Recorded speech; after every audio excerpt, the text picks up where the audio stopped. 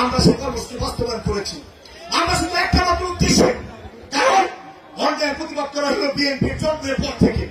শহীদ রাষ্ট্রপতি জিয়াউর রহমান স্বাধীনতার ঘোষণা থেকে পরবর্তী সময়ে দেশ শাসন সহ এই দেশের মানুষকে সুজলা সুফলা শস্য শ্যামলা পরিপূর্ণ সমৃদ্ধশালী একটি বাংলাদেশে পরিণত করার জন্য উনি নিজেকে আত্মাহুতি দিয়েছেন শেষ পর্যন্ত। ওনার সহকর্মী বেগম খালেদা জিয়ার গৃহিণী থেকে এদেশের মানুষকে গণতন্ত্র ফিরিয়ে দিয়েছেন। 9 বছর সংগ্রাম করেছেন, যুদ্ধ করেছেন, নিজের স্বামীর স্ত্রীকে বিজড়িত বাসা থেকে এক কাপড়ে বের হয়েছেন। তার 2 সন্তানের মধ্যে একটি কনিষ্ঠ সন্তানকে বিনা চিকিৎসায় মামলাতে মৃত্যুবরণ করতে হয়েছে। আরেক সন্তান ষড়যন্ত্রের শিকার হয়ে আজকে বছরের পর বছর হাজার হাজার মাইল দূর থেকে বাংলাদেশের মানুষের গণতন্ত্র স্বাধীনতা রক্ষার সংগ্রামে নেতৃত্ব দিয়েছেন। অপেক্ষায় আছেন বাংলাদেশে ফিরে আসবেন প্রিয় নেতৃবৃন্দ। আর আমরা যারা মঞ্চে আছি, আমরা যারা মঞ্চের সামনে আছি, আমরা অতন্ত্র প্রহরীর মতো ভ্যানগাড়ির মতো যখন যে কর্মসূচি এসেছে শুধুমাত্র দেশের মানুষের গণতন্ত্র সমুন্নত রাখার জন্য, স্বাধীনতা সর্বমত অক্ষুণ্ণ রাখার জন্য, ভোটের অধিকার নিশ্চিত করার জন্য আমরা তারেক রহমানের নেতৃত্বে আন্দোলন করেছি, সংগ্রাম করেছি। আমাদের স্লোগান ছিল এই স্বৈরাচারকে বিতাড়িত করবো, মানুষের ভোটের অধিকার ফিরিয়ে দেব, আমরা গণতন্ত্র ফিরিয়ে দিব। আজকে এত আত্মাহুতি, এত রক্তের দামে যারা করেছে, মঞ্চের সামনে নেতা কর্মীরা জেল গেটে সংগ্রাম করেছে, যখন তার আন্দোলনের ডাক আসতো, ঘর থেকে বের হতো, স্ত্রীরা মুখে কাপড় দিয়ে অজরে কান্না করতো, পাশের রুমে সন্তানরা পা জড়িয়ে ধরে কান্না করতো, বাবা তোমাকে খেতে দেবো না। এমন একটা পরিস্থিতি ছিল, আমরা ফিরে আসতে পারবো কিনা তার কোন গ্যারান্টি ছিল না। বন্ধুরা, আমার মারা কাঁদতে কাঁদতে চোখের কাছে ভাব হয়ে গিয়েছিল। আমাদের কোন স্বপ্ন ছিল না, আমাদের শুধু একটা উদ্দেশ্য ছিল, আমরা দেশের মানুষকে মুখে হাসি ফোটাবো।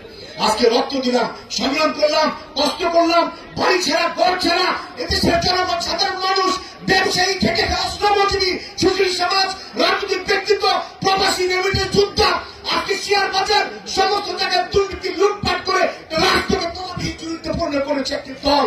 সেই দলকে ছাত্র জনতা রাজনৈতিক সূত্র ঐক্যবদ্ধ করে বিতাড়িত করলাম।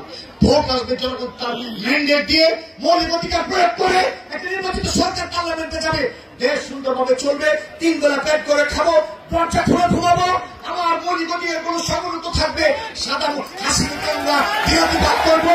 আমরা সাধারণ মানুষ সকল দল মত নির্বিশেষে দেশের প্রতি ঐক্যবদ্ধভাবে মানুষের কল্যাণে সাম্য, মানবিক, ভাতৃত্ব সহ অবস্থানে বাংলাদেশ গড়ে তুলবো। আজকে আমরা সেই পরিস্থিতি থেকে আবারও ভোটের জন্য, আবারও আমাদের অধিকারের জন্য কথা বলতে হয়, লজ্জা হয়। আজকে বলতে চাই, অনেকে আমাদেরকে বলতে চান আমরা নাকি ক্ষমতার জন্য পাগল হয়ে গেছি, আমরা যদি ভোটের জন্য পাগল হয়ে গেছি। হ্যাঁ, আমরা পাগল হয়ে গেছি এজন্যই, মানুষের অধিকারের জন্য, এই ভোটের জন্যই 1,35,000 মামলা, 45 লক্ষ আসামি হয়েছে। এই অধিকারের জন্যই ইলিয়াস চৌধুরী গুম হয়েছে, হাজার হাজার নেতা কর্মী গুম হয়েছে, আইনের তৈরি হয়েছে অধিকারের জন্য কথা বলার জন্য। আজকে এই আবু সাইদ, মুগ্ধ, ওয়াসিম সহ অসংখ্য নেতা কর্মী, ছাত্র জনতা রক্ত দিয়েছে অধিকারের জন্য। আজকে সেই অধিকারের কথা আমরা ভুলে যাব।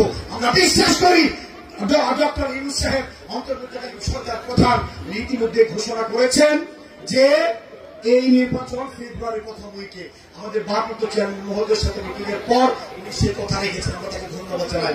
নির্বাচনের ট্রেন চলমান, আপনারা প্রস্তুতি নেন, এমন কোন শক্তি নাই, উপর আল্লাহ আছে, এই নির্বাচনকে ঠেকাতে পারে। গাজীপুরবাসী, আমি আপনাদের সন্তান, আপনাদের ভাই, আপনাদের বন্ধু। আমি এই এলাকায় এসেছি, আমার সহকর্মী, সহযোদ্ধা, আমি যখন জেলখানায় ভৈরবঘাটে আমাকে অ্যারেস্ট করে 2023 সালের অক্টোবর মাসের 2 তারিখে, নভেম্বর মাসের 2 তারিখ ভারপ্রাপ্ত সভাপতির দায়িত্বে ইকবাল সাহেব জেলা